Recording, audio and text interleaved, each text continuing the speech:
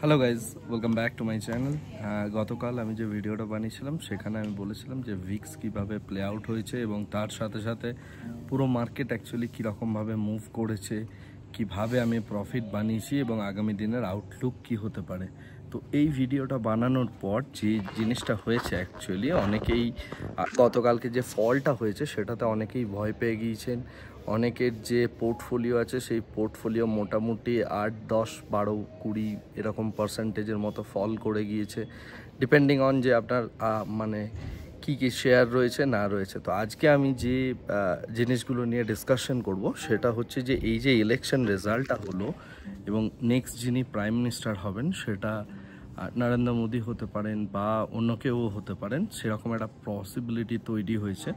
তো সেই যে পসিবিলিটিটা তৈরি হয়েছে সেটাকে কি করে মানে আপনি এনক্যাশ করতে পারেন বা আপনার এক্সিস্টিং পোর্টফোলিওতে কোন কোন স্টকের ওপর সেই জিনিসগুলো ইম্প্যাক্ট ফেলবে। তো প্রথম কথা হচ্ছে আপনার এক্সিস্টিং পোর্টফোলিওতে যদি পিএসইউজ থাকে, পিএসইউজের মধ্যে একটা সামান্য হলেও নেগেটিভিটি কাজ করবে, কারণ গভর্নমেন্ট পিএসইউকে যথেষ্টভাবে প্রমোট করছিল। তো এখন যদি সেরকম ডিসিসিভ গভর্নমেন্ট না থাকে তাহলে এই যে ডিফেন্স সেক্টর রয়েছে, যেগুলো আমরা গতকালেও দেখেছি, এই সমস্ত স্টকগুলোর মধ্যে একটা নেগেটিভিটি কাজ করেছে এবং যে নেগেটিভিটির জন্য সেগুলো বেশ বড় পরিমাণ ফল করেছে, রাইট? আরএফসি, পিএফসি, তারপরে হ্যাল ইত্যাদি যে সমস্ত কোম্পানিগুলো রয়েছে। তো মেনলি ডিফেন্স সেক্টর, তার সাথে শিপ বিল্ডিং সেক্টর, এই সমস্ত সেক্টরগুলোর একটা বড় ভূমিকা থাকবে আর কি। মানে এই স্টকগুলো যদি আপনার কাছে থাকে তাহলে বিষয়টা একটু চিন্তার কারণ আছে, রাইট? বাট অতটাও চিন্তার কোনো কারণ নেই। মানে দেখার এটাই বিষয় যে কে প্রাইম মিনিস্টার হচ্ছেন, কি গভর্নমেন্ট ফরমেশন হচ্ছে এবং সেই অনুযায়ী মার্কেটের নেক্সট মুভগুলো অ্যাকচুয়ালি চলবে। বাট আপাতত ধরে রাখুন যে মোটামুটি 2 সপ্তাহের মতো একটা সময় লাগবে পুরো মার্কেটটাকে কনজিউম করতে, বা এই যে পুরো যে ফলটা হয়েছে বা যে নেগেটিভিটিটা কাজ করছে এটা মোটামুটি 2 সপ্তাহ লাগবে। তার কারণ হচ্ছে কি গভর্নমেন্ট ফর্ম হচ্ছে না হচ্ছে ইত্যাদি বিষয়গুলো দেখার বিষয় আছে, রাইট? যদি কোয়ালিশন গভর্নমেন্ট যখন তৈরি হয় তখন যে প্রবলেমটা হতে পারে সেটা আমি জাস্ট বলছি। সাপোজ মনে করুন নরেন্দ্র মোদী আবার গভর্নমেন্ট ফর্ম করছেন চন্দ্রবাবু নাইডু এবং তার সাথে নীতিশ কুমারের সাপোর্টে। এখন নীতিশ কুমারের মেন্টালিটি হচ্ছে উনি হচ্ছেন একজন socialist type of politician, right? অর্থাৎ উনি সোশ্যাল রিফর্মগুলোকে বেশি করে দেখেন এবং সেক্ষেত্রে গভর্নমেন্ট যে স্পেন্ড করছিল, খরচা করছিল, সেই খরচাগুলো এবার সোশ্যাল স্কিমে করতে বাধ্য হবেন নরেন্দ্র মোদী। তার কারণ হচ্ছে যে এরকম কোয়ালিশন গভর্নমেন্টের সব থেকে বেশি ক্ষমতা থাকে হচ্ছে তার কাছে যার সিট সংখ্যা সব থেকে কম। অর্থাৎ আপনার কাছে যদি 5টাও সিট থাকে, মানে আমি এমএলএ সিটের এমপি সিটের কথা বলছি, যদি আপনার কাছে 5টাও সিট থাকে তো সেই ক্ষেত্রে কি হয়, তিনি খুব ভালো ব্ল্যাকমেল করতে পারেন বা নেগোসিয়েশনে যেতে পারেন গভর্নমেন্ট ফরমেশনের জন্য। তো এই কারণের জন্য দেখার যে আগামী বাজেটটা খুব ইম্পর্ট্যান্ট হতে চলেছে ইন্ডিয়ান পার্সপেক্টিভ থেকে বা নেক্সট শেয়ার বাজারের যে আউটলুক সেটার দিক থেকে।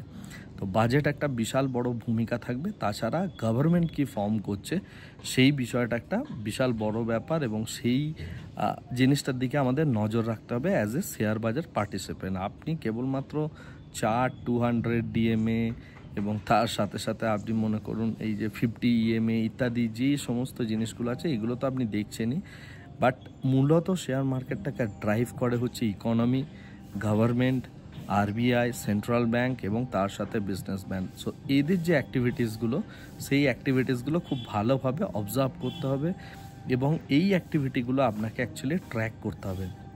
যাই হোক, আগে পিএসইউর মধ্যে যে র্যালিটা হয়েছে সেটা সম্পূর্ণ গভর্নমেন্ট স্পন্সার্ড ছিল, আমি আগেই বলেছি, কারণ গভর্নমেন্ট স্পেন্ডিং করছে এবং যে অর্ডার বুকগুলো আছে সেই অর্ডার বুকগুলোতে যথেষ্ট ভালো পরিমাণ অর্ডার বুক দেওয়া হয়েছিল পিএসইউকে। বাট গভর্নমেন্ট চেঞ্জ হওয়ার সাথে সাথে কি হয়, প্রচুর অর্ডার বুক ক্যান্সেল হয়ে যায়। সাপোজ ফর এক্সাম্পল আমি একটা জাস্ট উদাহরণ দিচ্ছি, মনে করুন ম্যাজাগগ ডক কর্পোরেশন, ঠিক আছে, ম্যাজাগগ ডক কর্পোরেশনের কাছে বিশাল বড় একটা অর্ডার বুক এসেছিল।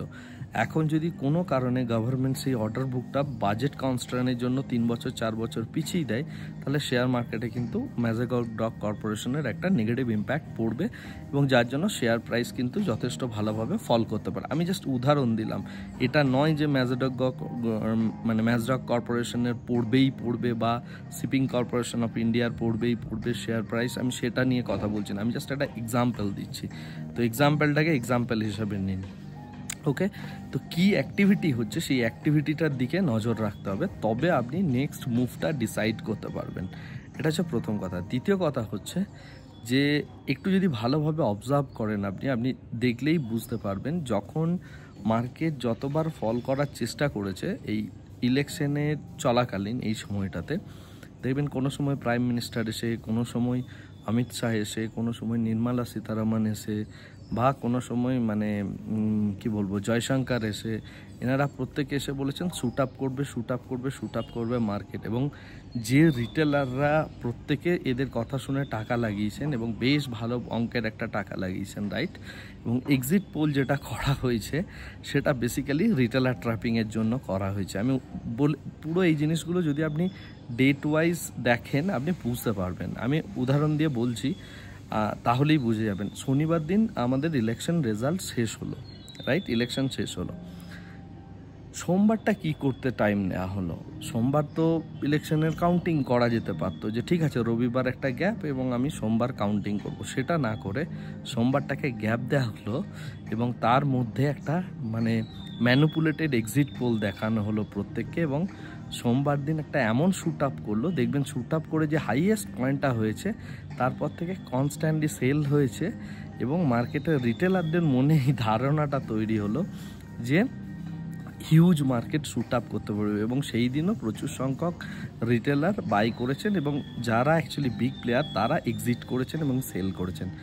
যদি এটার ইনভেস্টিগেশন করা হয় আপনি বড় স্ক্যাম দেখতে পাবেন।